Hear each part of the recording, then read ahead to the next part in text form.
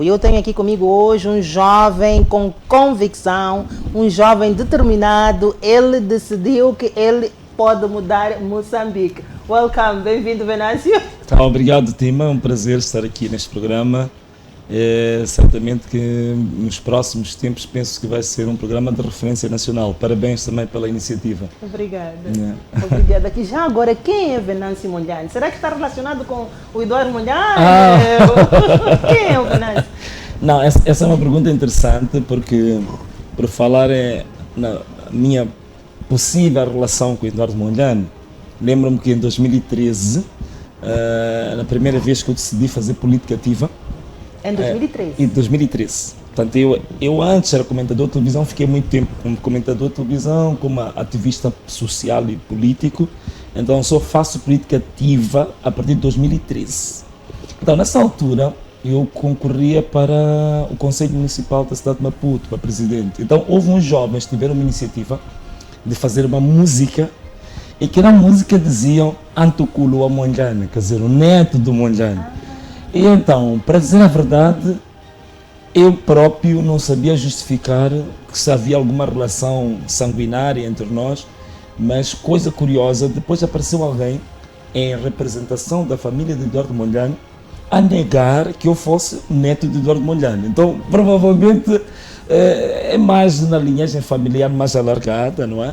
É por aí, mas uma coisa curiosa, eu e o Eduardo, a Nhelete também um pouco, com a Chude, nos tratamos por primos, curiosamente, mas nunca fomos cavar para ver os relacionamentos concretos entre os papás, os vovós, não. Quer dizer, assumimos isso com uma naturalidade e tratamos-nos assim. Tá vendo? Mas a origem sua em termos de terra, onde é que vem ter a terra é Majacase, sim. Não é possível. É Majacase, sim. É Majacase.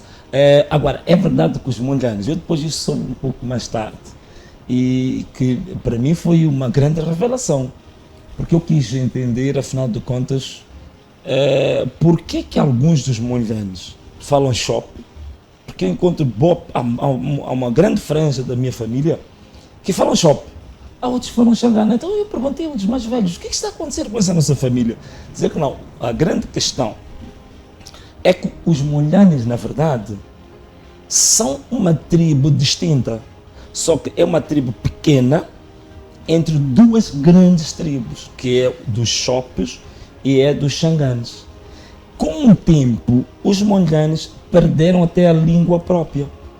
Então, em função da proximidade, alguns vão falar Chope, os outros vão falar Xangana, porque eles estão entre duas grandes tribos, como se fossem umas sanduíches, né? Eles estão no meio, as duas grandes tribos, Xangana e Chope, influenciam muito os Mondlanes. Mas em rigor, né? Isso já matéria antropológica, em rigor, os Mondlanes não são nem Xanganas, nem Chopes. Os Mondlanes, eles são aquilo que se chama de Cambanes. São os Cambanes. E mesmo esse termo, essa palavra Mondlane, está muito aportuguesado. É verdade que outro dia eu ouvi alguém dizer, epá, há uns gajos que andam por aqui, nós somos Mondlanes, vamos dizer que são manjates. O que é isso? Manjate, monjane. Não, esses gajos também são assimilados. Eu disse, não. Até o próprio termo Mondlane também já é assimilado. Porque o apelido vernacular não. Maungana. Ele agunja. Agunja é cuidar. É cuidar. É aqueles que cuidam dos outros. Até uma expressão, há uma frase, estou a falar de coisas milenares, há uma frase identitária dos Mondlanes. Quando os Mondlanes se encontravam naqueles tempos, então usavam aquela frase da identidade tribal. Então diziam assim, Waka Mondlane, Waka Dzov. A chifaka chaco melangelini chimelena patsouve. Quer dizer, o milho que nasce ou que cresce na rua onde as pessoas passam, para todo aquilo que tiver fome partir e matar a fome. Então isto sabes, todos os apelidos, querida, todos os apelidos têm um significado concreto, um significado antropológico, um significado social. E os apelidos, muitas vezes, determinam até o comportamento das pessoas que fazem parte daquele apelido. Eu já ia perguntar se será que é a razão desta associação com o apelido, aquele que traz o milho para o povo, para as pessoas, aquele com onde disseste A como cunha. a cunha, Aquele que cuida dos outros. Será que é isto que conduz à sua convicção? Eu acredito que sim, Tima. Eu acredito que sim, porque mesmo o próprio Eduardo Mondlane, olha para a história dele. Um indivíduo que ter chegado a ser um professor universitário nos Estados Unidos da América, na altura em que o racismo era candente nos Estados Unidos, ser um oficial de relevo nas Nações Unidas, olha, era como uma espécie de paraíso antecipado. Ele já, podíamos dizer assim, já era um homem super realizado. O que é que levou aquele homem, naquelas condições, a vir para um ambiente altamente hostil? Sabes, a formação da Frelimo não foi tão pacífica como parece. Foi muito turbulenta, houve muito conflito, muitas divergências, até muitos assassinatos, inclusivamente. Então, o que é que um homem daqueles deixou aquela vida estável, com uma mulher, sabes, a Janete não era de uma família humilde, era uma família da classe média nos Estados Unidos. Então, só a família da Janete, a formação dele, a carreira profissional dele, a projeção que ele tinha até a nível internacional, e largar tudo isto para vir para uma incógnita, para uma coisa que tu não sabes o que vai acontecer. Podias morrer, perder tudo, perder o prestígio, andar em guerras desiguais, porque o jugo era muito desigual. Portanto, a média dos movimentos nacionalistas de formação eram pessoas muito humildes, não eram pessoas que tinham formação básica, formação média já era muito. Ter uma 10ª naquela altura já era um luxo. Então veja ver um professor catedrático para vir meter-se nesse meio, com o risco de cair uma bomba ali, de ser digamos assim, alvejado, ser assassinado, e aguentar aquele momento todo de tensão. Então, eu penso que o que motivou a ele é exatamente o sentido de missão, que provavelmente até ele podia não ter clareza, mas que ele se sentia impelido para fazer.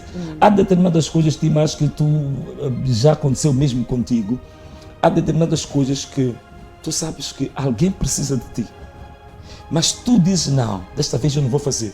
Mas quando tu decides não fazer aquele bem, tu sentes alguma coisa lá dentro a forçar-te, não, tu tens que ir ajudar. Perdendo sonos.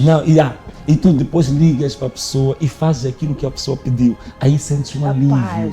Mas tu própria não entendes que força é essa, que razões são essas. Então eu acho que aconteceu um pouco com o Eduardo Mondlane. Ele sentia-se impelido, tu tens que fazer alguma coisa pelo teu povo, tu tens que lutar pelo teu povo. E ele foi sentindo-se empurrado até o ponto que eu chamo o ponto de não retorno.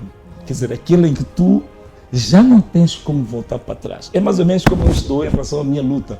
Eu já não posso voltar para trás. Então, eu penso que tem muito a ver com isso, o sentido de servir ao outro. Eu, desde criança, Tima, sempre foi uma coisa que eu próprio, hoje é que eu faço uma retrospectiva e te falo dessas coisas desta maneira.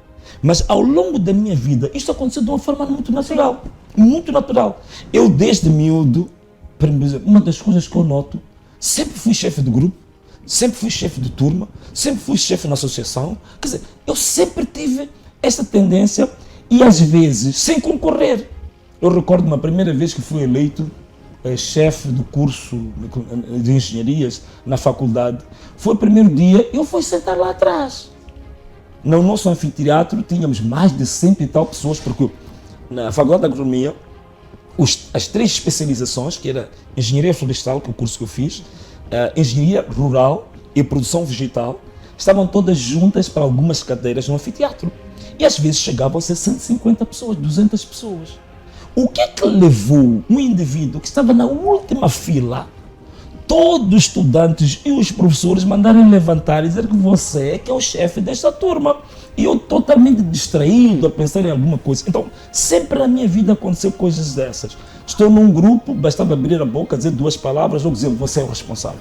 Então, você é o chefe. Cheguei num condomínio, a primeira vez eu cresci no Chopal, que é arredores daqui, quando decidi fazer a minha vida, casar-me, não sei o quê, vim viver no Alto Maé.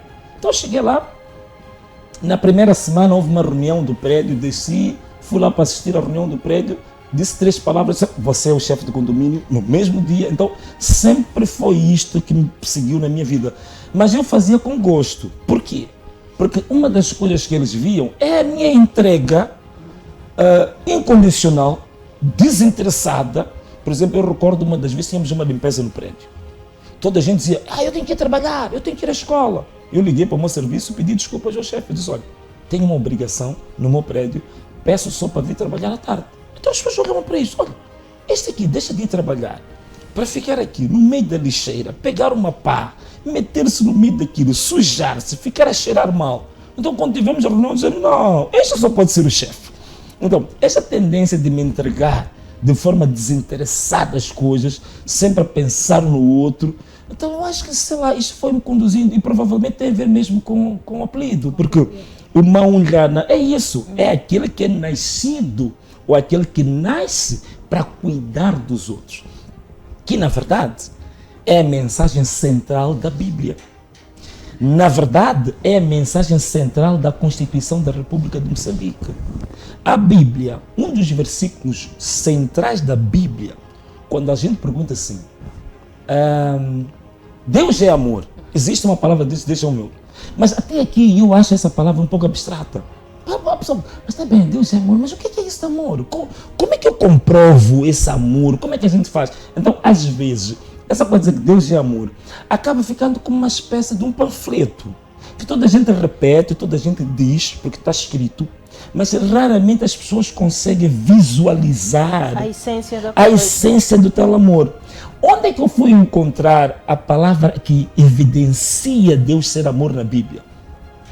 É o versículo que diz que bendita é a mão que dá do que a que recebe. Para mim, ali está a essência do amor de Deus, que é a pessoa que está mais disponível a servir aos outros e às vezes em prejuízo de si próprio. Para mim, se quisermos uma maneira mais simples de definir o que é o amor e onde encontrar Deus, para mim está aí. E sabes que mesmo fora da igreja, há documentos que refletem isso. Por exemplo, a Constituição da República diz assim, que é obrigação de todo cidadão contribuir com as suas... Estou a parafrasear, portanto a norma não é essa. É obrigação de todo cidadão contribuir com as suas energias, com as suas capacidades para o desenvolvimento do seu país. Para mim isto é reflexo daquilo que a Bíblia está a dizer, não é? Então, penso que isto são das coisas que me têm movido e que posso dizer que são a coluna vertebral da minha ação pública, da minha ação política, da minha ação cívica. É por essa razão que às vezes, apesar de eu estar dentro de um determinado partido, às vezes até aparentemente entro em conflito com aquele partido, justamente quando estes valores que estou aqui a dizer, quando eles estiverem em causa, para mim são os valores primários. E estes estão acima do partido, estão acima da minha associação, estão acima do meu grupo de amigos, está acima da minha empresa. Estes valores para mim são transversais, são globais e são para mim nobres e sagrados, daqueles que eu não dispenso e não abro mão por eles. E por que que mudou portanto, eu sei que está no seu terceiro partido, falando de partidos. Uau. Por que abandonou a primeira casa? Imagino que abandonou a primeira casa porque talvez em algum momento entrou em contradição com os seus valores, depois entrou na segunda casa, contradição. Portanto, por que não decidiu que talvez não é através da política que eu devo fazer a minha contribuição para o povo, talvez é através porque... imagino que se abandonou esses outros é porque estava a perceber que aqui tem um constrangimento, aqui tem outro constrangimento e está a ir encontrando os constrangimentos. Por que ainda acreditou que talvez no terceiro ou no quarto vai encontrar uma solução? Não, uma boa pergunta, Timão, uma bela pergunta. O que aconteceu é o seguinte, uma coisa são valores são identidades que tu tens de fonte hereditária.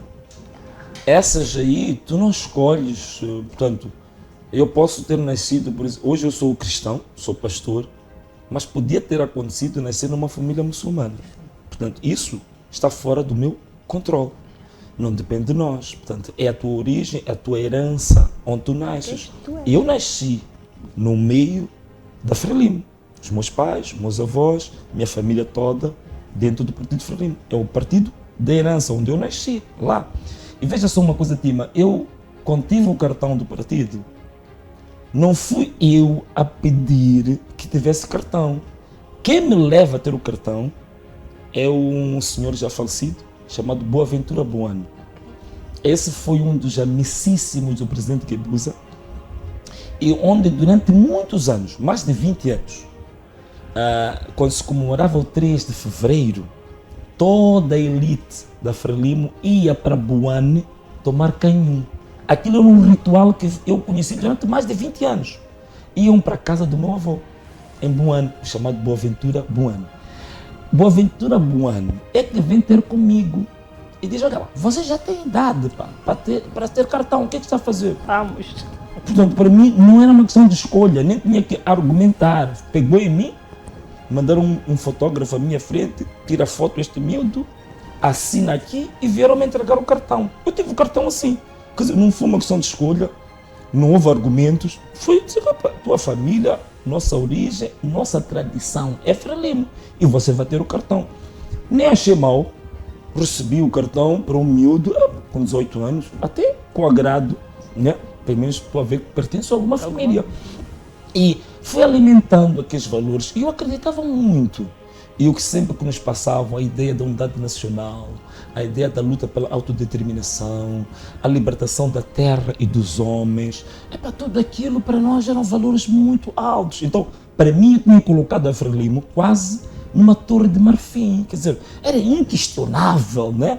Inquestionável que houvesse alguma mancha naquele partido que nos trouxe a independência, que nos fez homens, e como diziam na minha casa sempre: a Frelimo é que está a pagar os seus estudos, a Frelimo é que permite que você, neste momento, possa viver numa boa casa. Quer dizer, também tive esse privilégio, que eu reconheço que tive uma infância, uma adolescência privilegiada, não é?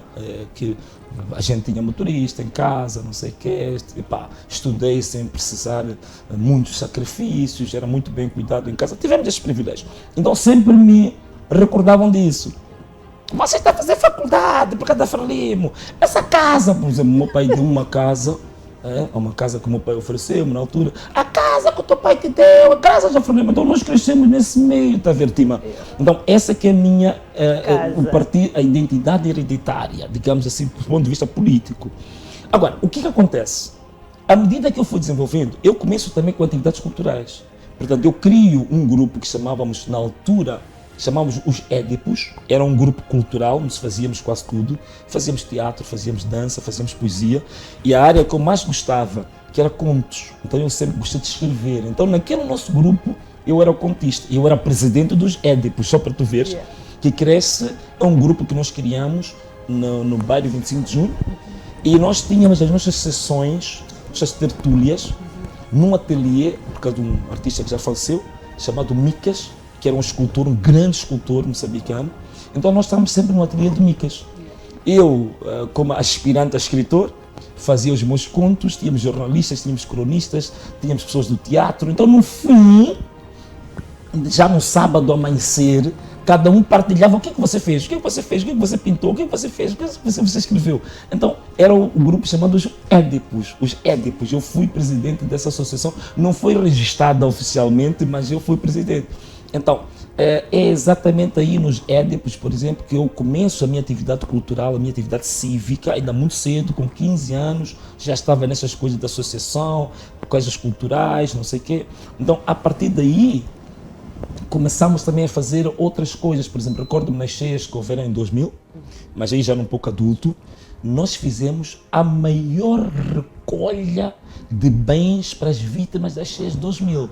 Foram 5 caminhões cavalo que vieram para o distrito Cambuquana levar panelas, roupas, bens alimentícios que nós recolhemos lá. Então eu aqui também fui o coordenador da recolha dos bens que a Cruz Vermelha foi lá buscar. Coisa curiosa, foram tantos bens que nós recolhemos que na altura, não sei se conheceste o Emílio Manique, falecido Emílio Manique, que era jornalista, era radialista, mas depois esteve na TVM, que fez um programa muito conhecido de debate na TVM, acabou me convidando para a TVM, que era para nós explicarmos como é que miúdos de 20 anos tinham conseguido 5 caminhões cheios de bens para ajudar as vítimas das cheias.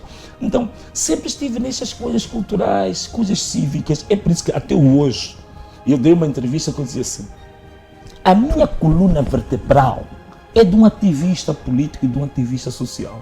Eu me considero um ativista político, um ativista social emprestado à política. Porque ativista é emprestado, então política, é mais ativista. Eu sou mais ativista do que político, sim. É por isso que muitas das vezes, agora vou tentar responder a tua pergunta, portanto não estou só a dar voltas.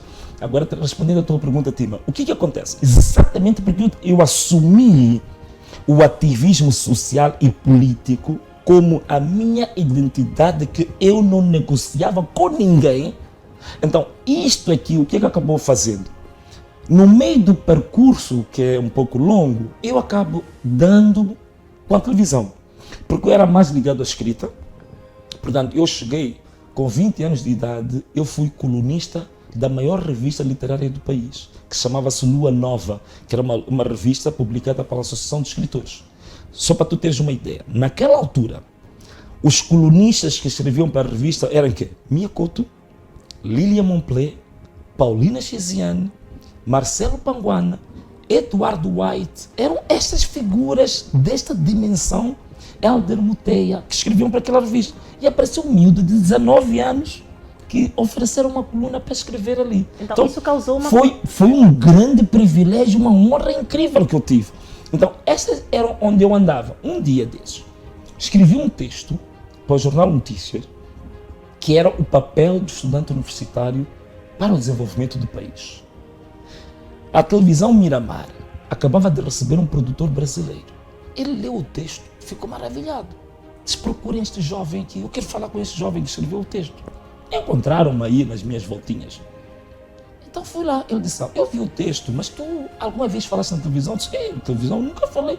Então espera, antes de eu entrar no intervalo, eu só quero saber, saíste do Partido Frelimo por causa deste lado comunicativo? Ativista, sim. Começa a minha ruptura, digamos assim, começa quando eu apareço como comentador de televisão. Aí começam problemas com o Partido Frelimo. A contradição.